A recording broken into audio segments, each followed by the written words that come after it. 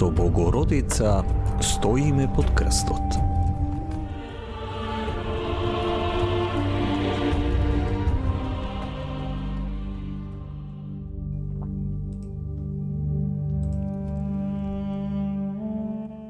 Свршено е. А кога вкуси Исус Отцет рече, се сврши.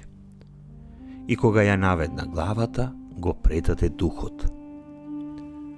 Овие зборови се големо олеснување за Исус, за неговата сакана мајка и се надеваме за сите нас. Се сврши.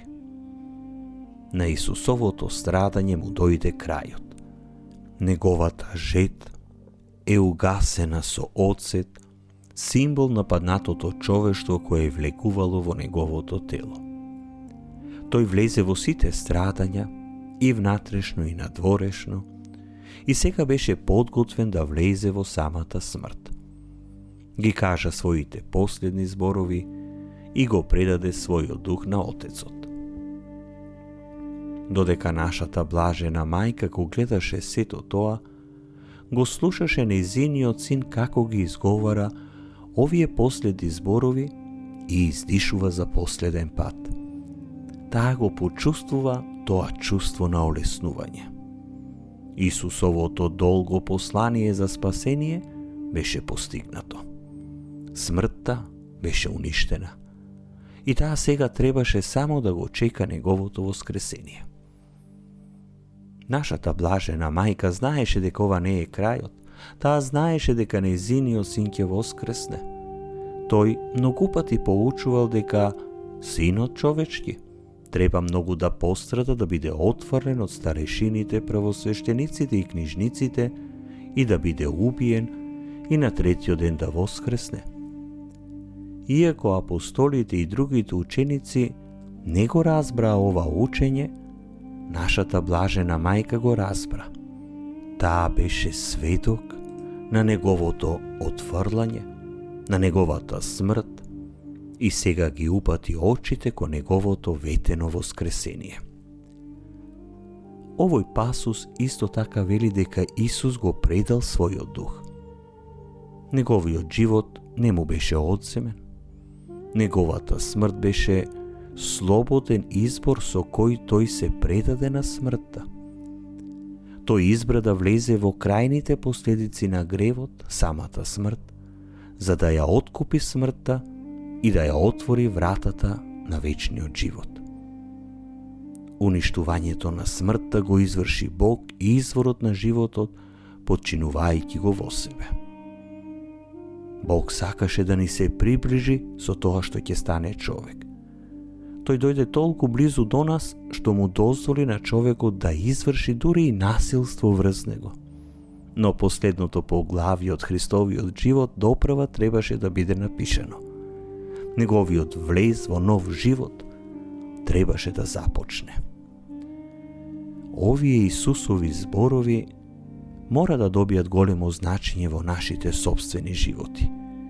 Мора да се видиме како стоиме под крстот со нашата блажена мајка и да го слушнеме Исус како ни ги кажува овие зборови лично на нас. Мораме да му дозволиме на нашиот Господ да погледне во нашите души, да ни каже свршено е. Исус ги кажува овие зборови на секој од нас. Тој вели: вашето спасение е постигнато. Мојата смрт ја уништи твојата вечна смрт. Мојот последен збор за победа е кажан. Додека размислуваме за овие свети призори и ги слушаме овие последни зборови, мора да дозволиме да го преобразат нашиот живот. Размислете денес, дали во својот живот сте внимателни на овие зборови на нашиот Господ? Дали му дозволувате да ја примени својата спасителна жртва на вашите гревови? Дали го прифативте ова ветување од нашиот Господ? Дали дозволивте конечноста на неговата смрт да се соедини со вашиот собствен грев?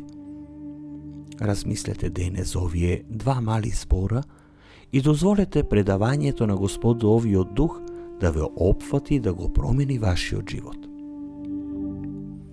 Моја најдрага мајко, Додека внимателно гледаше во својот син, го слушна како објавува дека го исполнил своето послание. Заврши. До крај беше верен. И покрај тоа што твоето срце беше исполнето со тага додека тој умираше пред твои очи, твојот дух повторно се радуваше затоа што сведочеше за остварениот дар на спасение за целото човештво. Моја сакана мајко, моли се за мене, да можам внимателно да го слушам твојот син додека ги кажува овие свети зборови. Дали може да го слушнам како ми вели свршено е, ги уништив последиците на твојот грев, нема повеќе смрт. Мој спасител од крстот, ти го навести исполнувањето на твоето божествено послание. Објави дека е уништи самата смрт со бесплатниот принос на твојот живот.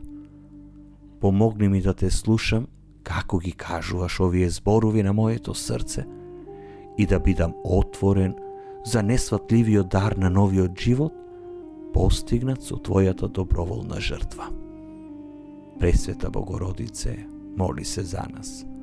Исусе, верувам во Тебе.